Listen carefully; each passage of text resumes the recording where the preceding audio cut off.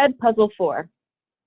So we are finishing up with operant conditioning today, which will finish up our conditioning content in general before we take test 2 this week and then move on to motivation in a slightly different pace for the course. So I know it seems like we just had a test, which is true. We had a test week before last, but it's much easier to handle this operant conditioning material on its own and take this test while everything's really fresh in your mind and without combining with other concepts so that it's a lot more straightforward for you when it comes to studying and remembering everything. So just keep in mind that this test is just over less content essentially, and we're having it sooner after you've learned everything versus having a test later on that's combined with more concepts, more content, and over a longer period of time. So we should make it relatively easier than taking a huge final at the end of the course. And so we're going to be finishing up operant conditioning today. We started last week with just handling the main contingencies of operant conditioning, and those are things that you need to be really familiar with. You need to be able to accurately identify examples as well as generate examples of those for the test this week.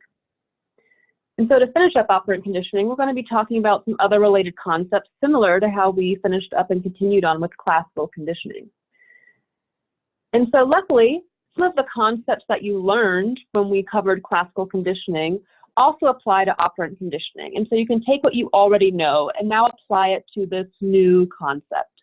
And so some of the things you read about in your text that also apply to operant conditioning are things like extinction, spontaneous recovery, and then stimulus, generalization, and discrimination. And so the definitions for these terms are actually very similar to what they were for classical conditioning. It's the same thing. We're just looking at different stimuli and different responses here. Extinction is kind of important to understand when we are working through operant conditioning, though, and so we're going to go through this in a little bit more detail. And so in the context of operant conditioning, the extinction is when the reinforcement stops and the behavior subsequently declines in strength or frequency. And so the reinforcement or the consequence here is no longer applied. And because of that, the behavior that came afterwards is now stopping or slowing down or becoming less strong. And so this could be a good thing, right? If you want to extinguish a behavior that's undesirable, you might have a behavior that's existing that's really annoying or undesirable, and it actually has been reinforced, and that's the reason why the behavior is occurring. A lot of the time we incidentally reinforce bad behaviors just on the act of the reinforcer, just because they're annoying or we're trying to avoid them or something like that. So one instance might be, these are all true stories, my neighbor's dog, who's an Australian Shepherd, is constantly barking outside all times a day whenever she lets him out because the dog just wants to play. And so the dog will drop a ball at her feet and it'll just sit there and bark at her until she throws it.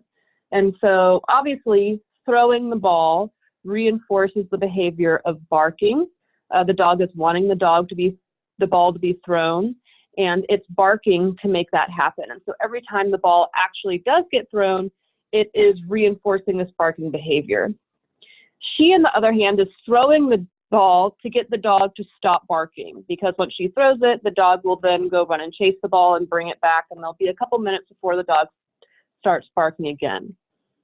Either way, she's reinforcing this behavior of barking by throwing the ball. And so to extinguish that behavior of barking and to get it to diminish and go away, she's got to stop throwing the ball for the dog. It might be hard because it'll take an initial period of barking. Extinction takes time, but then eventually it will go away. Another example is my cat. So our cat wakes us up in the morning, meowing to get fed, like literally as soon as we wake up. First movement in bed, the cat's on top of us going, "Meow." And so my husband gets up and feeds the cat when he does this. But feeding the cat while he's meowing like this is reinforcing the meowing behavior because the cat associates his meowing with then immediately getting fed. And so my husband has to stop feeding the cat when the cat is screaming at us. Of course, he won't listen to me, but that's the only way to extinguish the behavior. We'll have to sit there and endure the cat screaming at us for a couple of weeks while the behavior slowly extinguishes, but then eventually the cat will stop screaming at us and meowing in the morning because it's no longer associated with food. In this case, we would have to wait until the cat stops meowing and make sure to only feed the cat when he's not meowing so that the behavior of meowing is no longer reinforced and it begins to extinguish. A third non-animal example might be you constantly checking your phone while you're completing schoolwork. And so smartphones are incredibly reinforcing. There's so many things that cause little dopamine squirts in our brain whenever we check it. So a notification, social media, an email, one of your games that you might have on your phone sending you notifications or coins or whatnot. So every time you check your phone, one of these things might come up, and that's reinforcing and increases the behavior of checking your phone, which is why it might be hard when you're working on schoolwork to ignore it and avoid it. So one way you can extinguish this behavior is by getting rid of the notifications. You have to take away the consequence, which here is reinforcement. So you have to take away the reinforcement. And so to do that, you can actually just go into the settings on your phone. You can turn off notifications for your games. You can turn off notifications for Facebook, Instagram, whatever you're using. You can turn off your mail notifications. And if that's not enough and you still find that you're going to your phone and going into it, you can go further and turn your phone on to airplane mode so that you're not, even when you go into the apps, you're not getting notifications or anything. So as long as you take away that reinforcement so that when you get on your phone, you're not having that immediate information or social interaction, eventually your behavior of reaching and trying to become distracted with your phone will extinguish over time. The extinction of reinforced behavior could also be a bad thing, though. So say it's a good behavior that we don't want to extinguish, a desirable behavior that we want to continue and keep that response strong for. So examples of this might be potty training troubles. And so often when we're potty training a child or an animal, we give consistent reinforcement every time they do it correctly. We might even begin by shaping that behavior and reinforcing them when they get close to it. So when they sit on the potty, even when they're not going, when they get close to the potty, for flushing the toilet, even if they're not on it. And then eventually we reinforce the larger behavior of hopefully successfully using the potty, or for an animal, going to the bathroom outside. Say that reinforcement is contingent and it's consistent and they get it every time, and then you just stop reinforcing them out of nowhere. And so your toddler, now when he's using the little toddler potty, he's no longer getting the candy every time. And so if this reinforcement stops abruptly, then the behavior might extinguish. He might not be, if the candy is the only thing that's motivating them to use the restroom, it's very possible that behavior could extinguish and they become more sloppy with the potty, or they stop using it because the reinforcement is no longer there. Or say you're in the workplace and every quarter you get bonuses for good attendance, but they've got budget concerns, and so they've cut these bonuses out. They're no longer giving them to employees for showing up on time or for not using their sick days. And so as a result of this, you might see that punctual attendance in employees decreases because they've cut out the reinforcement that was causing that behavior in the first place. And so the behavior extinguishes because the reinforcement is no longer there. And so it's important to pay attention and see, we don't want to necessarily have to reinforce everything all the time, every time. We eventually would like to diminish reinforcement so that we don't have to give it as often, and then eventually, hopefully, the idea is that this behavior becomes automatic. It doesn't require reinforcement at all. But we have to pay attention to the schedules and stuff that we use when we get there. We don't want to take the reinforcement away too quickly because the behavior might extinguish. So once we take it away, will a behavior always extinguish? Well, I'm sure we can think of some examples where, people are performing behaviors that are no longer being reinforced. So a common example is the slots. So consider someone that's sitting in a slot machine and has been there all day. If you've ever been to a casino, we all know the person sitting there with a giant big gulp full of quarters or whatever the casino is using. They're continuing to spend their money despite the fact that they haven't hit anything in an hour or perhaps all day. And so they're going through the slots, they're not getting any return on the money that they're putting in, but they continue and sit there anyways, spending their money even though they're not winning. So why wouldn't this response extinguish? Why would this response remain or stay resistant to extinction? There's a couple reasons that a response might be hard to extinguish or resistant, as we say, to extinction. So depending on the schedule that was used to reinforce the behavior in the first place, some schedules are more resistant to extinction than others. And so a variable schedule, whether it be fixed or interval, a variable schedule, whether it be ratio or interval, will be more resistant to extinction. Remember, variable schedules, you don't really know when the reinforcement is coming. It's coming approximately every so often. So in the case of a slot, you might hit approximately once or twice a day, but you don't really know. Some days you don't hit at all, and then some days you might hit 3 times. And so since it's variable and they don't know exactly when to expect the reinforcement, they'll continue doing the behavior for longer, which means the behavior is not extinguishing, waiting out that reinforcement since it's more unpredictable. Whereas a fixed schedule, when you know it's coming, your payday, if they don't pay you on payday, then you know that you're not getting paid, and maybe you quit or you stop showing up if they're no longer paying you. The schedule has a lot to do with it, and it shouldn't be surprising that casinos put a lot of money and effort and design into the schedules that are built into all of the gambling techniques, whether it be slot machines or any of the other electronic machines. They are set to hit a certain ratio of times, and they're also set to actually, with some of the frequent gambler cards, they're set to assess fatigue in gamblers. So when people are getting frustrated, then the machines will set out a reinforcement to keep their spending behavior from getting extinguished. Resistance to extinction could also depend on the salience of a reinforcement. Sometimes you can just reinforce something one time really strongly, and then that behavior could persist over a long period of time without any reinforcement after that, without extinguishing, just because that first reinforcement was so powerful. So say someone sat down at a slot machine at the beginning of the day and they won $500,000. That's a very salient stimulus for reinforcement. So they might sit there for 5 whole days after that on the slot because that first win was so big.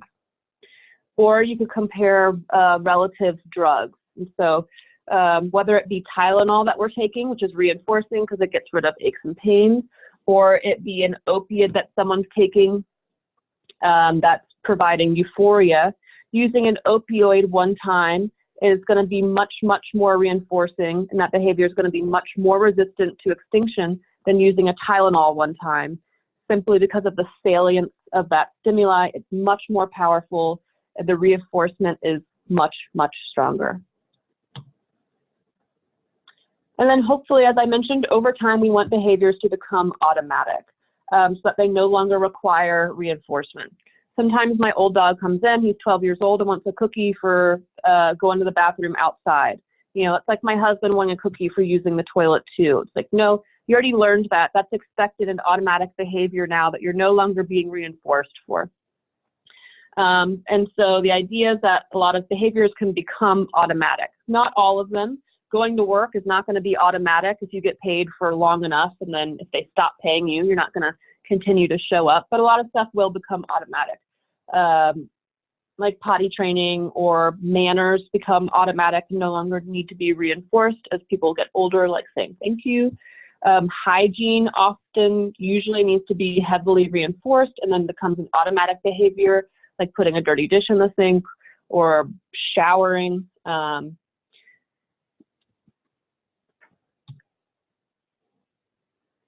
So extinction can be a good thing, it can be a bad thing, and there's some things that can affect how resistant a behavior is to extinction.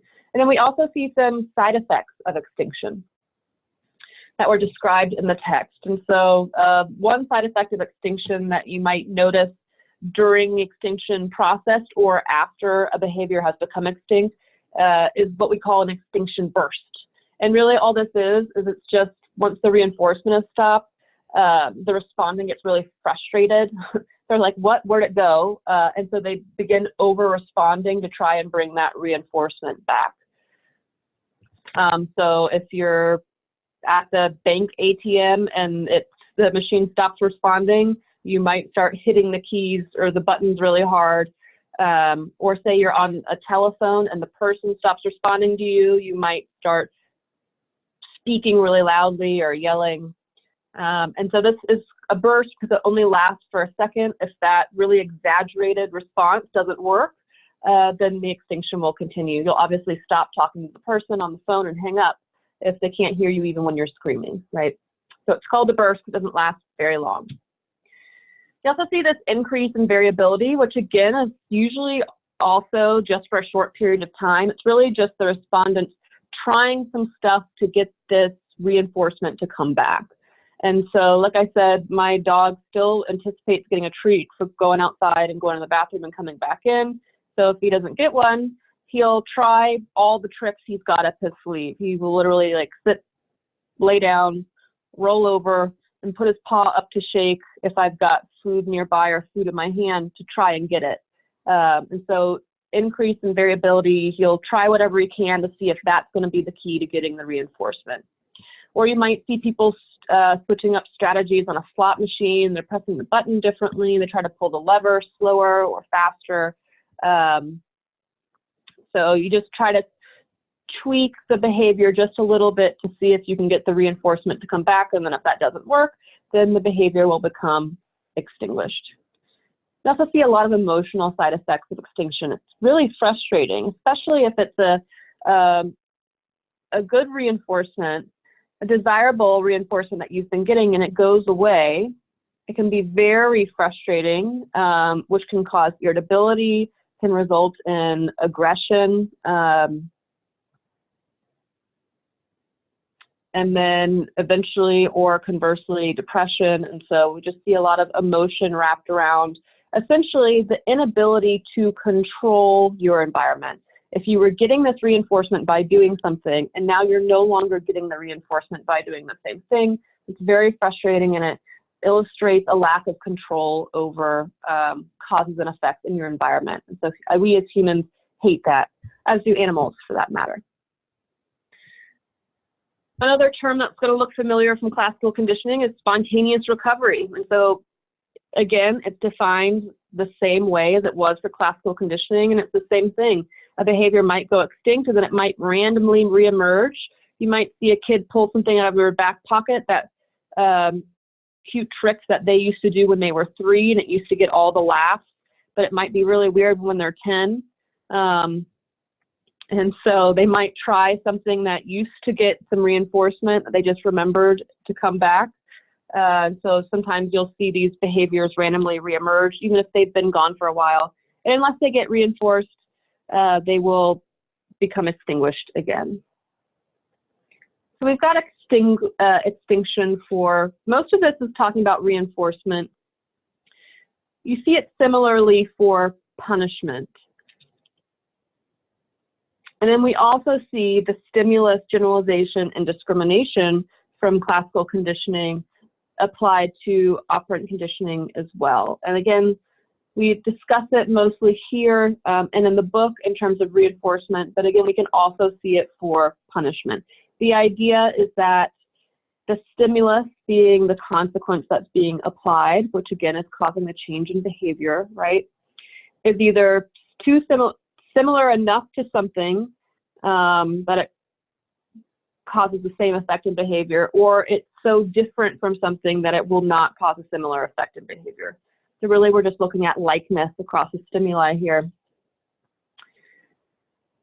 And so all of these will apply to punishment too, but we see a lot of concepts that are unique to the specific type of conditioning that punishment is. And so there's a lot of things that are going to be only relevant to punishing that we're going to cover now that do not apply to reinforcement necessarily. But we'll see in a second that negative reinforcement and positive punishment are very, very intertwined concepts, and we'll see how they operate together. And so most of these concepts that are unique to punishment are going to be these side effects of positive punishment, so of applying an aversive stimulus. So again, we learned about positive and negative and punishment and reinforcement last week, but as a reminder, positive punishment is essentially the application, which is positive, right? You're adding an aversive stimulus that leads to a decrease in the frequency of behavior. So you're applying something undesirable to the learner. So a positive punishment is an aversive stimulus here. Now again, to be defined as a positive punishment in operant conditioning terms, it would also have to have that consequent effect on behavior. It would also have to diminish behavior. But as we talk about punishments here, it's important to keep in mind that the attention has no matter. Technically, by definition, if it doesn't decrease the behavior, it's not a punishment. But a lot of the times, we as people are using punishment even though they don't really have that desired effect on behavior. So I just want you to keep in mind the rule and what the definition is, and know that. And then we're going to talk about punishment here sometimes where it doesn't always result in decrease in behavior. So we'll use it sometimes just more as the colloquial term. So it's the same thing as an aversive stimulus. But like I said, positive punishment and negative reinforcement are very closely intertwined.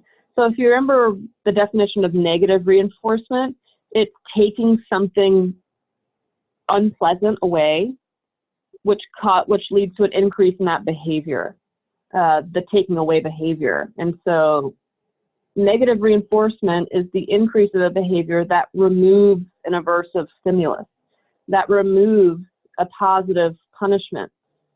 So doing something that gets rid of the positive punishment that someone else has put in place is reinforcing. This might make your head go in circles initially, but we're going to talk about it some more and try to wrap our brains around it. So escaping and avoiding punishment is always reinforcing. If you can get around getting in trouble, that's always going to be reinforcing. Whatever you did to avoid being punished, you're going to want to do again in the future. So essentially, when we apply positive punishment, we're teaching the learner to escape and avoid the punishment. Because if they do, that's positively reinforcing to them. So applying positive punishment teaches them to avoid the punishment and doesn't necessarily develop a long-lasting decline in the undesirable behavior we were punishing in the first place. So we can look at all these things, one leading to the other, and two things being very similar. So positive punishment and aversive stimuli are the same thing, and using them causes the reinforcement of escape and avoidance. And so we define escape and avoidance in the text, and we'll do it again here. To escape something is doing something to immediately get away from an aversive stimulus. And so the wind's blowing like crazy outside right now.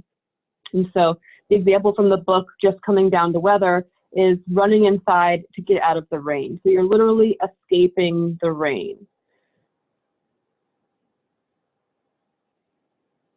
An example, say when you're being scolded by your parents, for instance, is going to your room while you're being yelled at. So you're escaping the yelling by going to a different place and slamming the door so they can't yell at you anymore. Whereas avoidance is more proactive. So it's doing something to prevent the aversive stimulus from occurring in the future. So again, with the weather analogy, that's opening the umbrella or bringing an umbrella with you so that you don't get rained on in the first place and you don't have to run inside. And along the other analogy, avoidance would be avoiding your parents altogether so that they don't ever have the opportunity to yell at you.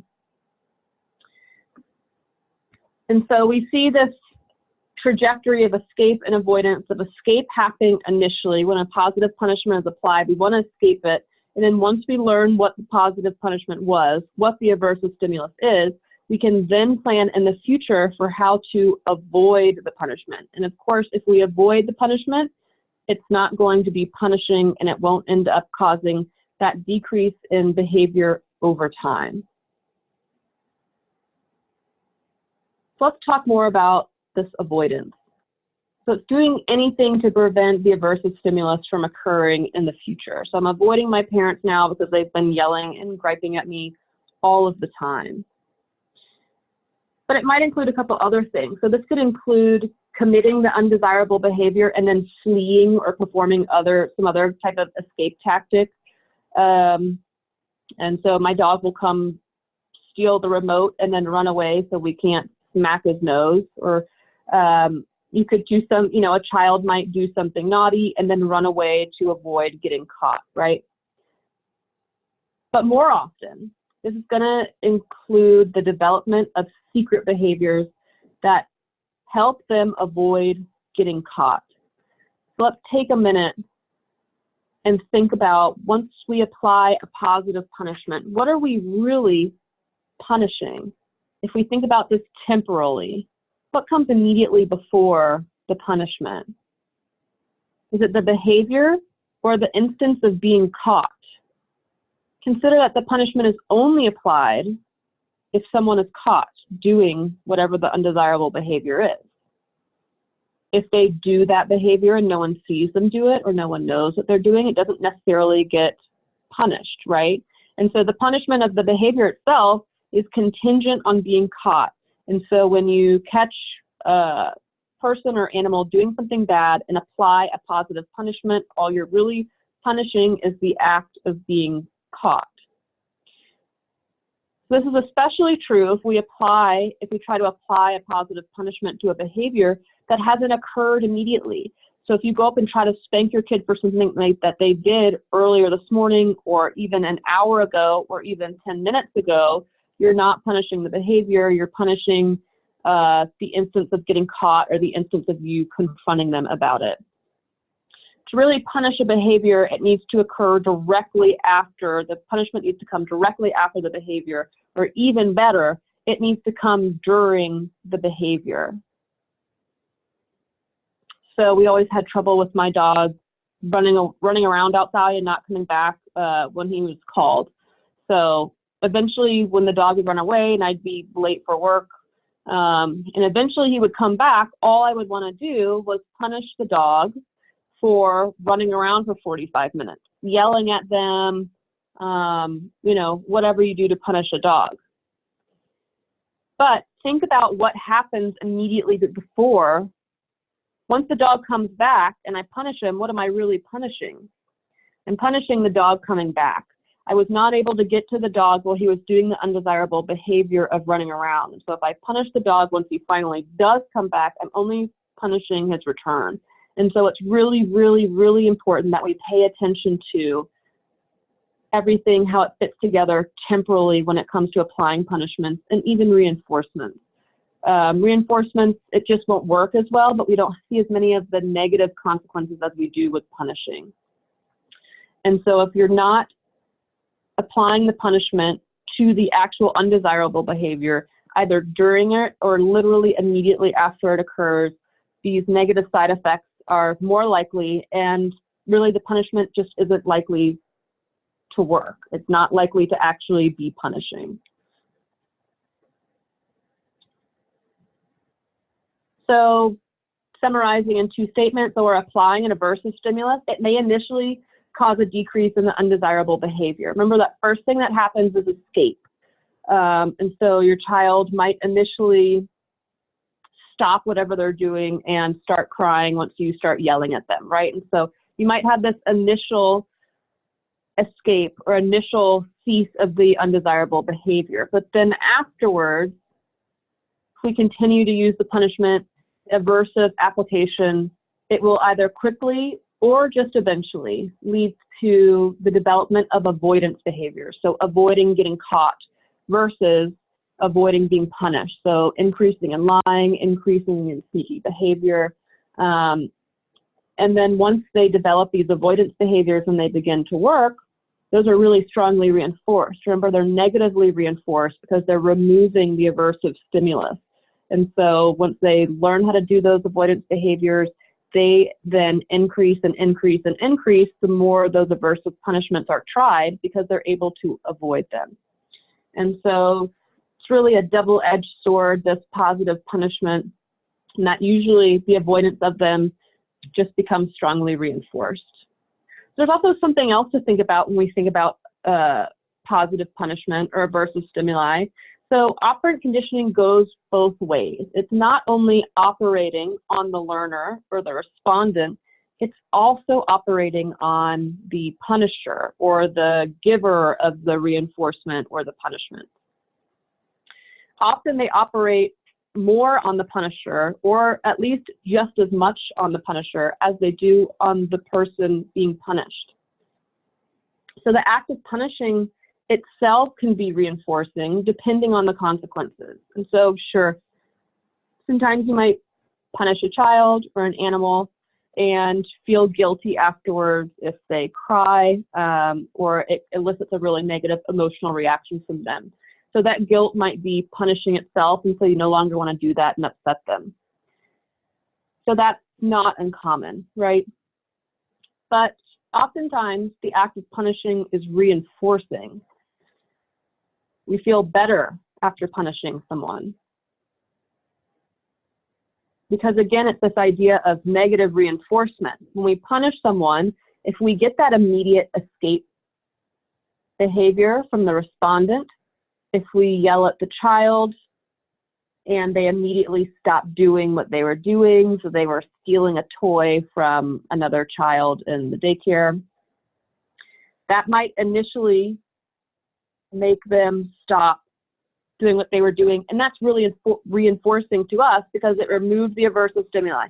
The aversive stimuli was the child being bad and stealing toys, and that immediately has ceased because the child is escaping that behavior initially. That's negatively reinforcing to us because it's removing something unpleasant. But remember that this initial escape is only the beginning. They will initially escape the punishment, which the quickest way to do that is to stop doing the behavior. And that's assuming that the punishment is applied while the behavior is being committed or directly afterwards. But then what happens, it's the avoidance behavior. Applying a positive punishment can also be reinforcing because it might give the punisher an emotional satisfaction. Oftentimes when we're applying punishment, we are very frustrated because we are facing an aversive stimulus, which could be the crying kid or a bad dog or whatever the situation might be. And so it's, again, negatively reinforcing because it's removing a negative feeling that we have emotionally. So it's removing frustration. It's acting as a vent for irritation or irritability or frustration that's developed either from something else or as a direct result of whatever that aversive stimulus or screaming child was. And so when we combine that, the negative reinforcement of the emotional satisfaction we sometimes get from it, with the negative reinforcement of the aversive stimulus initially being removed, that's really reinforcing to the punisher. And so punishing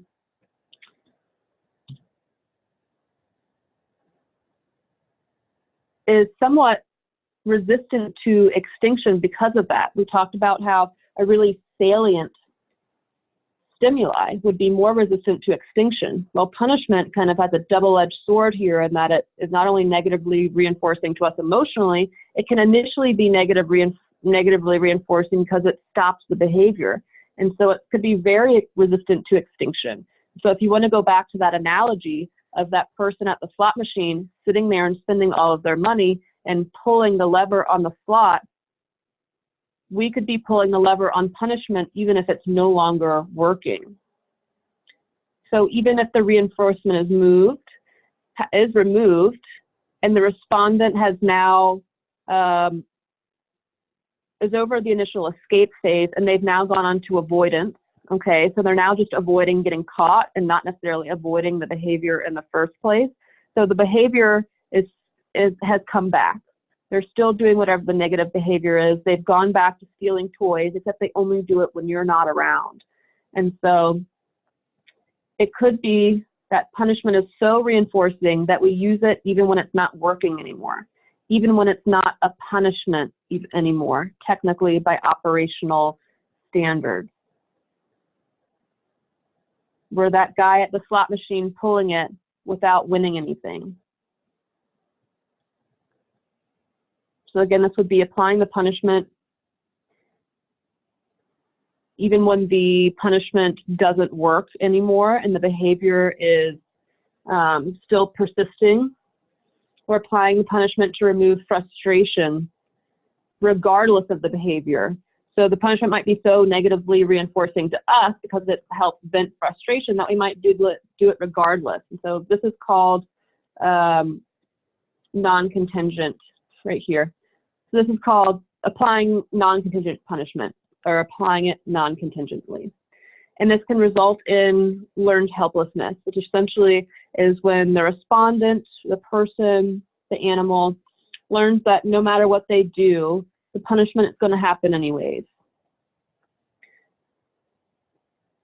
And so we call, since this is just kind of simply giving up, it's not any use to behave anymore, it's not any use to go to work on time, it's not any use if you're continuously being punished.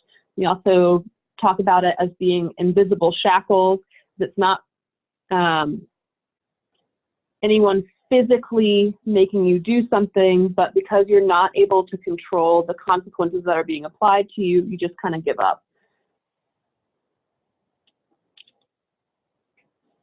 So, okay, positive punishment is really reinforcing to us, and it's really easy to use. It's much easier to use than what are our alternatives? Positive reinforcement, negative punishment. But we need to figure out what the best thing to use instead of positive punishment, because we don't want to encourage these avoidance behaviors. So instead of positive punishment, if you were to ask a behaviorist or a behavior analyst, who is someone, applied behavior analysis, who is someone that for a living helps modify people's behavior, if you were to ask a cognitive psychologist or a counselor who's helping people modify their behavior, if you were asking the CDC or the AAP, which is the American Association of Pediatrics, what would you use instead of positive punishment? Well, of course, positive reinforcement is always encouraged. Positive reinforcement may take more trials to get the effect on behavior and may not be as immediately reinforcing to the person who's dealing it out. You don't see that immediate escape that you see with positive punishment. But then you don't develop avoidance behaviors in the future. And so the effects of positive reinforcement will be more resistant to extinction. They'll be more resistant to any negative side effects. And the positive effects will be much, much longer lasting. And so what you want to do is you want to start with positive reinforcement, giving it consistently over time, and then you can move to more variable schedules that again will be more resistant to extinction. And then depending on what the behavior is, if it's a certain type of behavior, over time you might be able to immediately remove the reinforcement altogether. But like we said, some behaviors are going to always require a certain amount of reinforcement, like getting paid for work, whereas other behaviors might be able to become automatic, like hygiene or manners or something like that. Negative punishment is also encouraged over positive punishment. And so typically we see negative punishment as timeouts or response costs. So as an adult, so a fine, being suspended, things of that nature. It's much harder to avoid it's much harder to avoid a negative punishment than it is to avoid a positive punishment. It's easy to avoid the application of something, but it's not easy to avoid the removal of something. I might be able to avoid being pulled over by the cops from running at them, but I definitely can't prevent them from revoking my license. And so since they're much harder to avoid, we don't see those negative flip-flop effects of the avoidance being reinforced. And so people don't really avoid getting their license taken away because they know it's inevitable, right? Oops. Negative punishment is also less reinforcing to the punisher. So you're not going to get that immediate emotional gratification from taking something away, usually, unless you're literally taking away the toy that some kids are fighting over. But what this means is, since it's less reinforcing to the punisher, it means that you'll be more likely to extinguish that punishment and try something new if it doesn't work. So since it's not immediately gratifying to you as the punisher, you're more likely to pay attention and see if it's actually working. If it's not actually working, then it's time to ditch it and try something else to find something that works. So keep in mind that it is only a punishment if it decreases the behavior, but often we see the use of ineffective punishments because they're immediately reinforcing to us, right? And so if we get in the habit of using negative punishments, which are not as reinforcing to us as the punishers, then we are much more likely to keep using stuff that's ineffective and doesn't work. We also want to keep in mind that what is punishing to one person or to a group of people, it's going to vary across people, it's going to vary across animals, and it's going to change over time. So something that might be punishing to one child is not going to be punishing to another child. Something that's reinforcing to one child is not going to be reinforcing to another. Something that might have been reinforcing or punishing to your child last year may not be working this year. And so we have to really always be paying attention to the actual effects of the behavior in the long term. So last time you did that didn't change their behavior at all. Time to try something new. And so timeout is really a tricky thing. Everyone's always encouraging it. Behaviorists, as I said, doctors, behavior analysts. It is tricky because it's something that kind of takes work. So actually, the CDC probably has some pretty good guidelines and helpful support tools on using timeout, because oftentimes parents don't use timeout because it takes a while to develop. You're going to have to practice and get your child to actually do timeout correctly before it starts working. And that might be so frustrating and may not be initially reinforcing to you that you might give up before the time is put in to make it work. But once it's developed, timeout is really, really effective if we're using it the right way. And so I'm just going to quickly move over to the CDC page to show you what I'm talking about the resources they have here. And these are based on AAP, the American Association for Pediatrics. So these are coming from pediatricians. And so they have some basic steps to using timeout here. So the first thing is that you want to check the behavior and give a warning. You always want to explain to your child why they're going to timeout. And this is really important for any type of punishment that's being applied. The child, it's nice.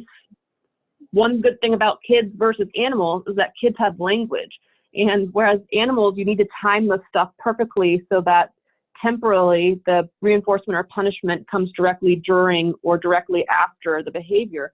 For a child, you can explain, if you don't catch them in the act, you can explain why something is being applied. So I'm putting you in timeout because 1 minute ago I saw you doing this. And so the active language here really helps them connect the punishments or the reinforcements that are being applied with the behaviors, which will increase the likelihood of that operant conditioning of working. So explanations are really, really important.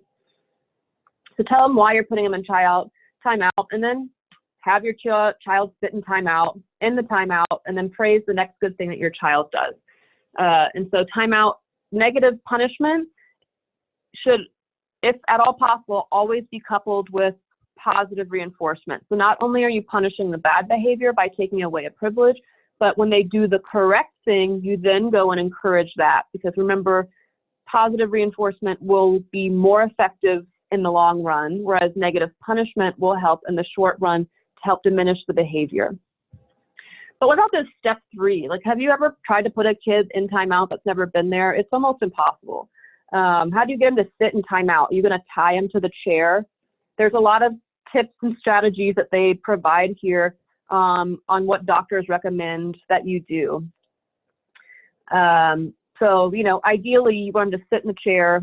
Timeout times vary according to the age of the child, and so you can look those up. So put them in a chair or in their room. You don't want to give them timeout in their room because their room is typically full of sensory material and toys. It's not necessarily punishing, right? So they need to be removed from all of the fun stuff. So, you know, typically like a chair in the corner or in a specific spot where there's no stimuli around. The boredom needs to be the punishing aspect of the timeout. So don't let them do anything. Well, that's easier said than done. How are you going to get them keep them from getting up or talking? And so you can go here to the timeout challenges, which help tackle all of this. It recommends how long you wait before you intervene, that you shouldn't talk or do anything as you're taking them to timeout. It explains the barrel roll for how to carry a child to timeout who's wailing their arms and legs around and might be a hazard to you or them. Says what to do with a child who's constantly getting up out of timeout, and all of these. And so I'm not going to walk through all of these, but this is a really great resource because this is a hard skill to manage. But once we develop it at an early age, it's then appropriate almost all the way through like late childhood. And so this is just on the CDC.gov under parents if you're more interested on reading how to do this for difficult children.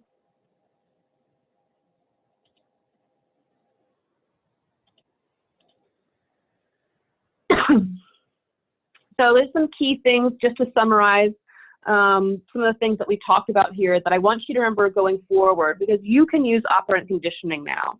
Operant conditioning can be used on yourself, other people, animals, pretty much anything that's alive and responds, right? So to be able to effectively implement and design this, we need to keep at least these 4 things in mind.